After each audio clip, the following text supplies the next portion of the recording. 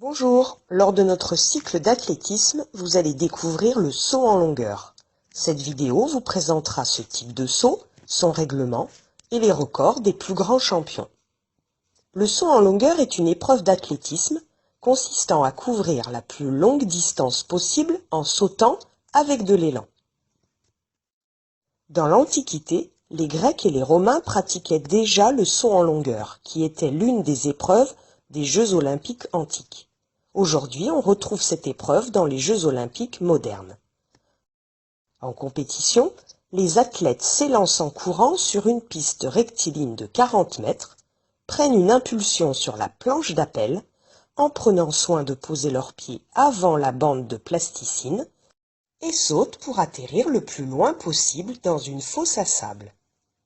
La planche d'appel est placée à 1 mètre au moins du bord de la zone de chute.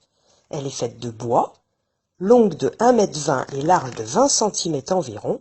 Elle est peinte en blanc. Immédiatement après la ligne d'appel, on place une planche couverte de plasticine.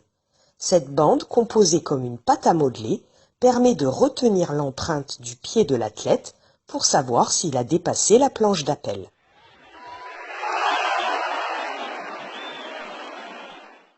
L'athlète qui touchera la plasticine et qui aura donc dépassé la ligne d'appel ne verra pas son saut mesuré. On dit qu'il a mordu. La zone de chute est une fosse de sable qui a au moins 2,75 m de large sur 10 mètres de longueur.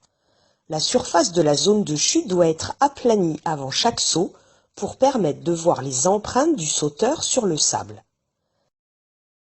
Les sauts sont mesurés de la ligne d'appel jusqu'à la première trace dans le sable, quelle que soit la partie du corps qui a laissé une empreinte sur le sable.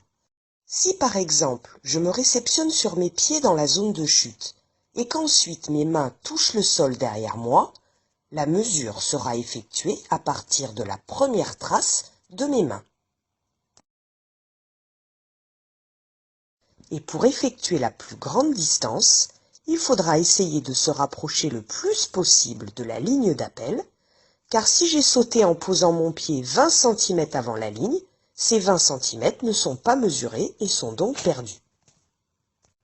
Le saut est manqué et ne sera pas mesuré si un concurrent laisse une marque visible sur la planche de plasticine avec une partie quelconque de son corps, prend son appel d'un côté ou de l'autre de la planche d'appel, s'il saute en culbute ou s'il se sert de poids ou de poignée. Au collège, nous ne disposons pas d'une zone officielle de saut en longueur, mais nous sauterons dans la fosse de sable à partir du terrain de handball sur le plateau sportif. En compétition, les concurrents ont généralement 3 essais, et pour les 8 meilleurs, 3 essais supplémentaires. Le gagnant est celui qui a réalisé le plus long saut mesuré. Les athlètes utilisent des marques sur le côté de la piste pour repérer l'endroit où ils vont commencer à courir.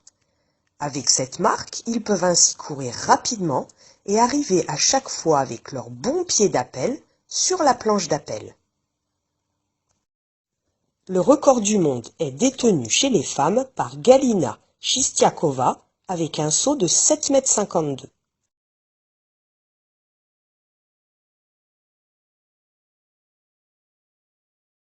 Chez les hommes, c'est Mike Powell qui détient le record avec un saut de 8,95 m.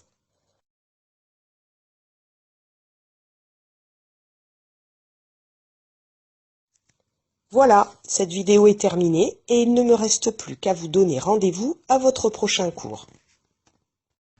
أخيرا أشكركم على حسن تتبعكم. لا تنسوا الاشتراك في القناة عن طريق الضغط على زر الاشتراك أو سبسكرايب أو بالفرنسية صابوني أو والضغط كذلك على زر الإشعارات ليصلكم الجديد. شكرا لكم.